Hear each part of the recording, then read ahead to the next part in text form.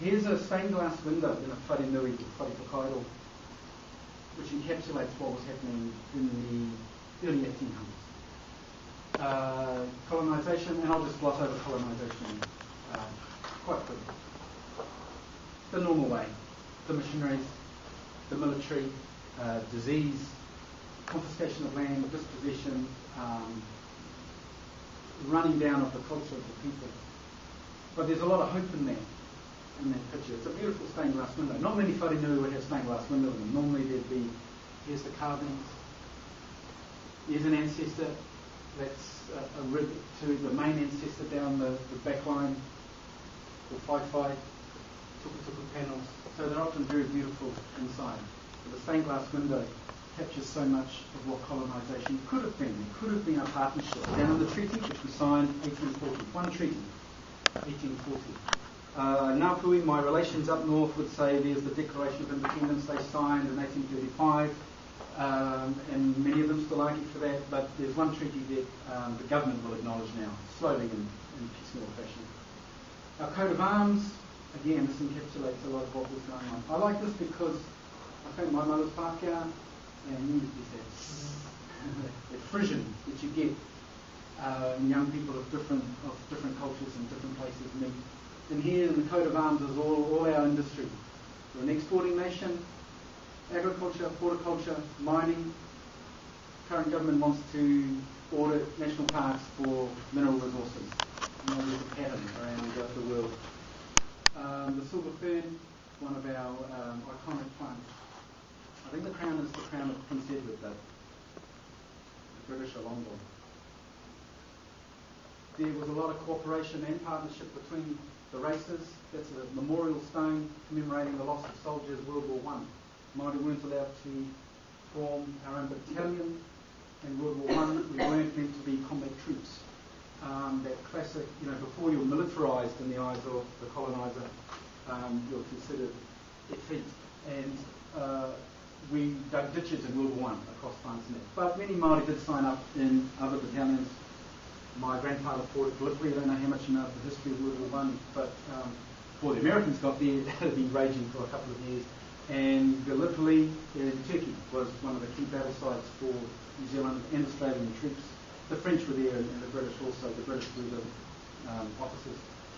And a lot of slaughter, and my grandfather survived Gallipoli, went on to France. And one of the stories, he didn't talk about it a lot, and one of the stories I did hear, he was sitting in the trench one day chatting to his mate, and his mate got shot between the eyes by a German sniper. And I always thought that, the sniper could have just aimed for the other pair of eyes and would be here now. And these are all the sort of chance events we have in our history. My research for my PhD was on Maori horticulture. These are some painted murals in a wharekai. So the wharekai is the dining hall, and that will be separate from the whare nui or the whare whakairo where we sleep. So we generally keep food out of the whare nui. Introduce plants. In Hawke's Bay it was often apples, pears. Introduce technology. And here again, introduce species, sheep, cattle. Introduce technology. But it's not a thing to agonise over. The first piece of technology we wanted outside of basic metal was the musket. And so there's a nice map, I should have put it in here, the spread of musket technology around New Zealand. It was rapid, it was everywhere, and it was used to settle a lot of old tribal conflicts. The musket wars were quite a dirty war. In the lower quadrant here, you see a brown chain cut by a boning knife. That symbolises the closure of two abattoirs in Hawke's Bay, Tumuana and Whakatu, which just threw thousands of Māori out of work and created a lot of social problems, domestic violence, suicide, drug and alcohol abuse, the whole gamut of issues with unemployment. But the art, I'll show some more art later on. Look to the artists and the writers, and you'll see a lot of stuff put in there. Why we didn't give in? Why would you give in? In the 70s, I was born in 65. In the 70s, there was a renaissance in Māori culture. So I've never had a shame of being Māori or anything like that. And I feel sorry for people that have. So all around me, I've always had a great deal of pride with it. The first collection of fiction published by Maori is supposedly by this fellow Whitney Hamaira, Pounamu, collection of short stories. I think there's an earlier short story by Guy Rowley Habib, but I've never found it. I just heard about it and I've never heard anyone confirm it. It's a great collection. It describes more of a traditional, more of a rural lifestyle, which is not my lifestyle. I'm urban. I'm from the city, small city as it is.